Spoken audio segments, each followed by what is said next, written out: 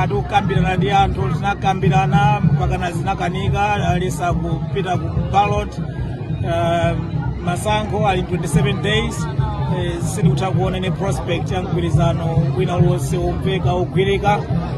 Ifeyo tidavomera kuti kwina tinavomera tikozokhala running mate, kwina tinavomera tikozogwirizana motani kumekoseko sizinayende. Ndiye pano tikuyang'ana kwambiri maso athu alipo kalowa mboma. Basi tipite ku campaign, tipange campaign, tikaona kuti zikatha bwanji pa general election masiku 27 akubwerawo. Ndi anthu amene akuyimira chipani cha UTM ali ku Dubai panopa, amene apanga print ma ballot papers ndi report lero kuti ameki so akuzuka afusa ameki ndikupakuna kuti ma ballot papers a presidential amaliza kale kupanga print, katsala kupanga paki kuti azibwera kuno ku Malawi. Atipangire pake basi sibwera basi ife tili pa ballot ipo ndikuzokuza namba yanga imene ndili inepo.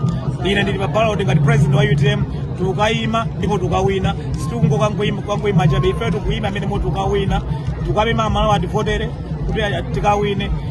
Komwe ndikayang'ana makandidate ena anthu madzifunsa kuti reason anthu Amalawi akavoterera ena wanchani sinumayipeza. Ndife tokha amene tili ndi credible reason yoti Amalawi ativotere, ndiye ife tukawina.